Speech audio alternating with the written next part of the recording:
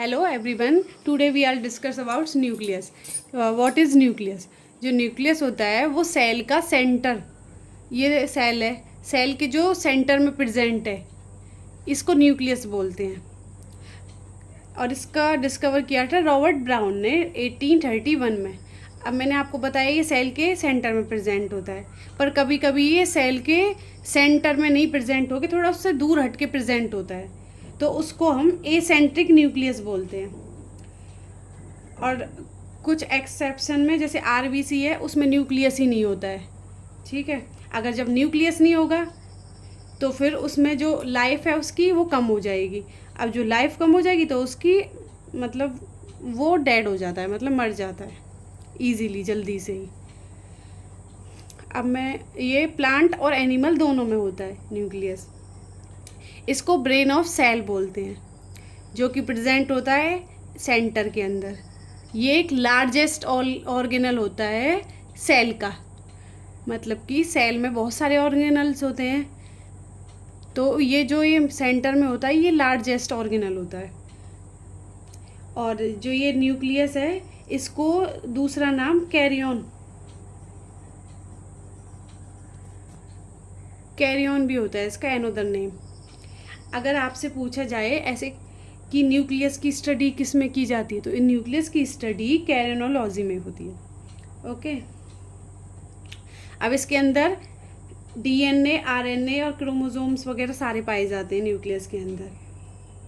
और इसको डिस्कवर किया था रॉबर्ट ब्राउन ने, मैंने बताया था अभी आपको 1831 में। बट जो ये सेल है, सेल को डिस्कवर किया था रॉबर्ट हुक ने, और ये रॉबर्ट ब्राउन, तो कंफ्यूज नहीं होना। तो रॉबर्ट हुक ने सेल को और रॉबर्ट ब्राउन ने न्यूक्लियस को।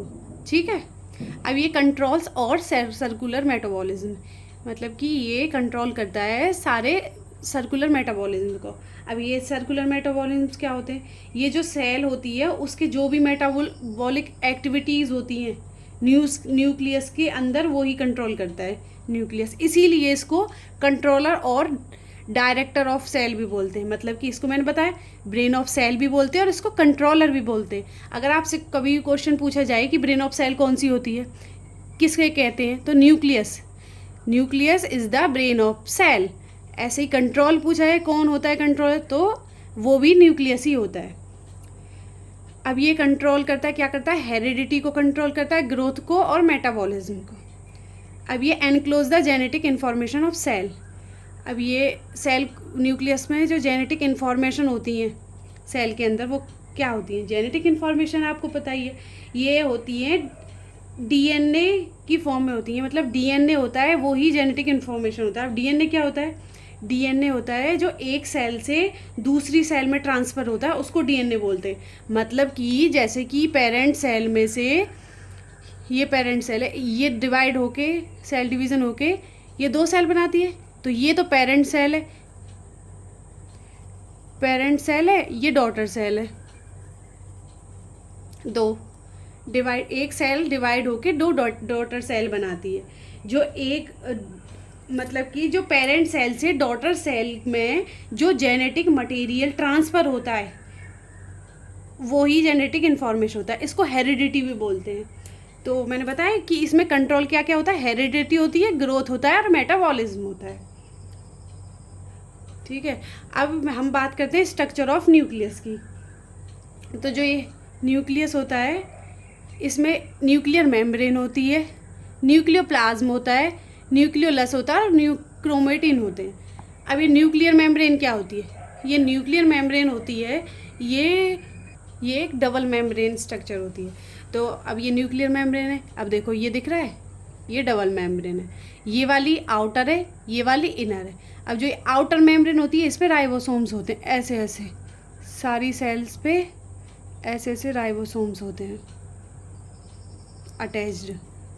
ठीक है, एक तो इस पे राइबोसोम अटैच्ड होते हैं और एक इस पे ये रफ एंडोप्लाज्मिक रेटिकुलम के साथ होती है। ये रफ एंडोप्लाज्मिक रेटिकुलम होता है। ठीक है, तो इस पे आउटर पे तो राइबोसोम और रफ एंडोप्लाज्मिक होता है, और जो इनर है, इनर ये वाली इसमें न्यूक्लियोप्लाज्म फिल हुआ है पूरा। अब ये न्यूक्लियोप्लाज्म क्या होता है? न्यूक्लियोप्लाज्म एक लिक्विड होती है, ठीक है, ये एक लिक्विड होता है। लिक्विड, अब देखो मैंने ये नहीं बात बताई आपको, ये जो आउटर है और ये इनर है, अब इनके बीच में जो स्पेस होता है ना, उसको दोनों के बीच में 10 से 50 नैनोमीटर तक स्पेस होता है, जिसको पेरी न्यूक्लियर स्पेस बोलते हैं, ठीक है। ये बीच में स्पेस है, ये पेरी न्यूक्लियर स्पेस होता है। अब मैं आपको बता रही थी ना न्यूक्लियोप्लाज्म के बारे में। न्यूक्लियोप्लाज्म में क्या होता है? ये एक लिक्विड होता है, लिक्विड फॉर्म में होता है। अब न्यूक्लियोप्लाज्म, अब देखो मैंने एक साइटोप्लाज्म और बताया था आपको, याद हो तो जो ये सेल होती है, ये जो सेल दिखाई है मैंने आपको, ये सेल, ये न्यूक्लियस है। ये सेल के अंदर जो भरे हुआ रहता है, जो ऑर्गेनल्स को दूर दूर मतलब प्रोटेक्ट करता है, ऐसे एक साथ रखेंगे तो वो ऐसे आपस में टकराएंगे, इसीलिए इनको दूर दूर करके इसलिए इसमें साइटोप्लाज्म भरा रहता है इसमें। तो ये तो साइटोप्लाज्म है। अब जो न्यूक्लियस के अंदर भी कोई लिक्विड सा भरा रहता है ना, तो उसको न्यूक्लियोप्लाज्म, मतलब सेल तो साइटोप्लाज्म और न्यूक्लियस तो न्यूक्लियोप्लाज्म, ओके। ये न्यूक्लियोप्लाज्म भरा हुआ रहता है।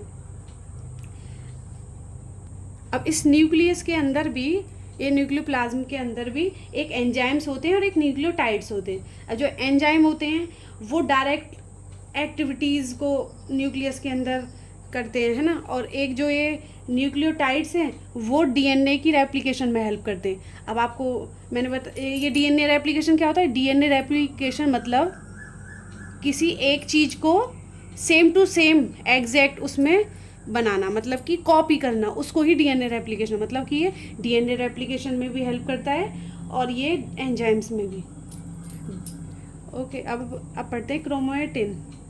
क्रोमेटिन क्या होता है? ये देखो, ये दिख रहा है, ये ऐसे ऐसे स्ट्रक्चर, ऐसे ये एक थ्रेड लाइक स्ट्रक्चर होती है, जो क्या करती है, जो ये डीएनए मटेरियल, इसमें थ्रेड लाइक स्ट्रक्चर है, इसमें डीएनए मटेरियल प्रेजेंट है, अब मतलब जेनेटिक मटेरियल प्रेजेंट है। अब जेनेटिक मटेरियल क्या होता है? वो मैंने बताया था, डीएनए की फॉर्म में होता है, जो कि एक पेरेंट सेल होती है, पेरेंट सेल फिर डॉटर सेल में वो करती है, डिवाइड होके उसमें ट्रांसफ़र कराती है, तो वो ही इसके अंदर होता है, ये क्रोमेटिन में, इसमें।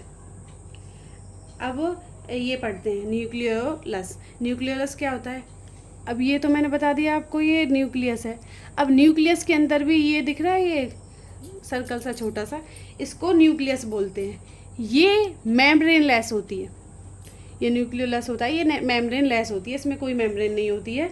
इसको अगर ये पूछे जाए, इसको, ये न्यूक्लियस है, इसको लिटिल न्यूक्लियस भी बोलते हैं, ठीक है। न्यूक्लियोलस को ऐसे पूछे कि लिटिल न्यूक्लियस कौन सा है, तो न्यूक्लियोलस को ही लिटिल न्यूक्लियस बोलते हैं। क्या इसमें क्या होता है? इसमें राइबोसोम्स होते हैं, राइबोसोम्स फैक्ट्री होती है जो कि प्रोटीन के सिंथेसाइज करती है, और इसमें आरएनए भी होते हैं, जो कि आरएनए भी सिंथेसाइज होते हैं इसमें, ठीक है, ओके, थैंक यू।